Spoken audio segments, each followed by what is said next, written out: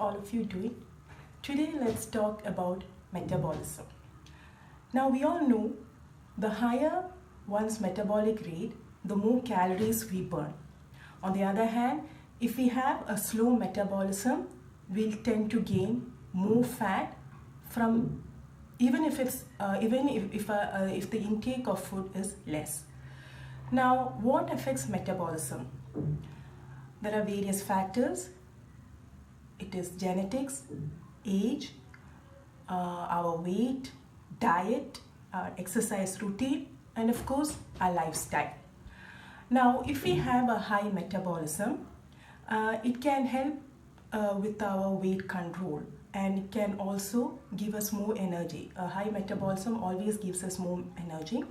Now, genetics and age we can't control.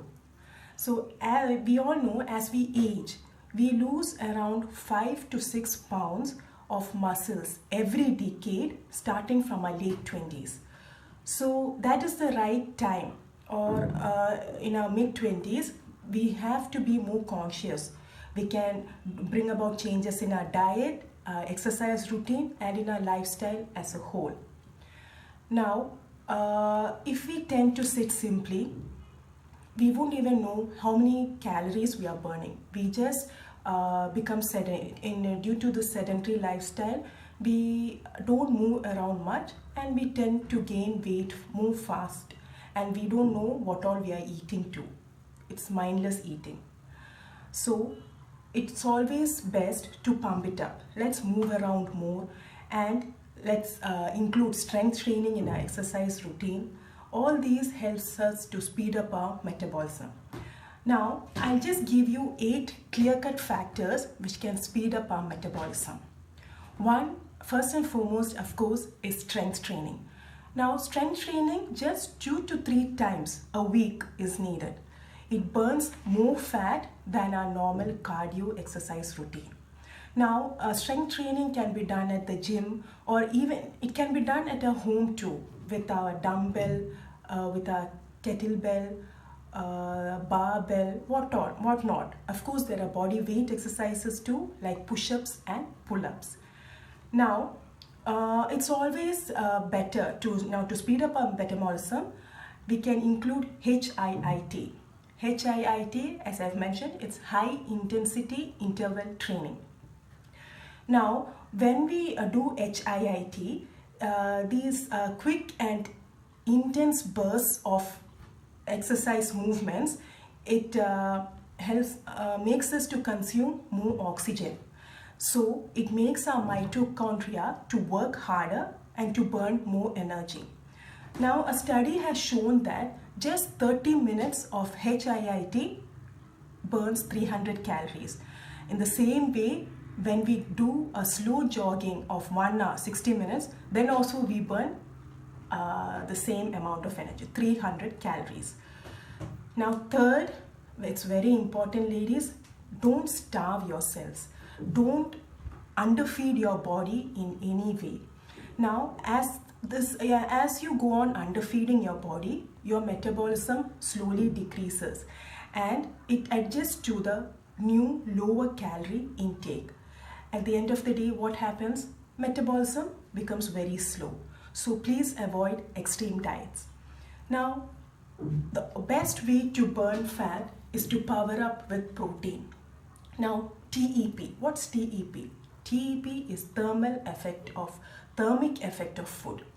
Now, it is how is this TEP caused? It's caused by the extra calories that our body uses to digest and absorb the nutrients from the food we take.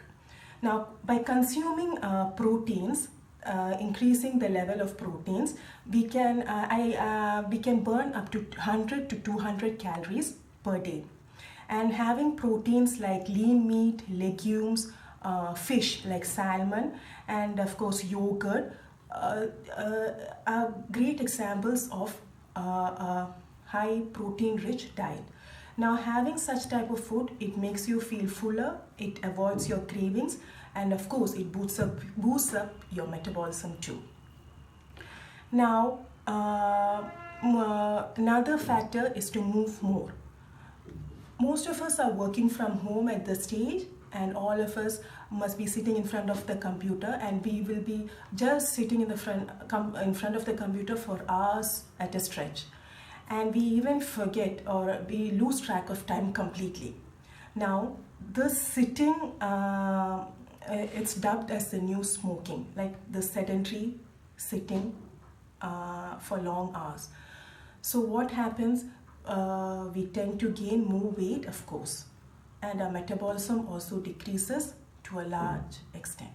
So we should move around more. We can always we can take breaks in between, purposely, on purpose it should be done. Or if it is outside, we can take a walk to our office. Or if it's far, we can park our car at maybe say one stop behind your office or whatever. So move around more, ladies. And next important step is to stay hydrated. Now water, we need water to process our calories. Dehydration, it greatly slows our metabolism. So just to increase the amount of water you take throughout the day, let me give you a few tips too. Now as soon as you get up, have a glass of water. And before every meal, try to have a glass of water, at least half an hour before each meal. Then a vegetable soup, less in fat, of course, a vegetable clear soup before your meal. That's also a water intake. Then what you can include, fruits, vegetables, all like cucumber, then broccoli, celery, I've mentioned all that. So if we have all these like nice juicy fruits, grapefruits, watermelon, etc., they too increase the intake of water to our body. So all these boosts up our metabolism, really pumps up our metabolism, and it also helps us to be energetic throughout the day. And lastly, get enough rest. I think I mentioned this in my last session. When we are deprived of our sleep, our hormones just go crazy. Now these two hormones like leptin and ghrelin. Now leptin, it controls the feeling of fullness, and ghrelin is the hunger hormone. Now all these goes haywire. So once we get a nice rest, a nice good night's sleep, all these hormones can be controlled at in a regular pattern. Otherwise what happens is that it changes the way we process sugar, and it also decreases the calories burned, and it greatly reduces or slows down our metabolism. So ladies, let's follow these 8 simple tips and bring it into a lifestyle and boost up our metabolism. Hope all of these tips were quite useful. Stay fit, stay healthy. God bless you. Take care.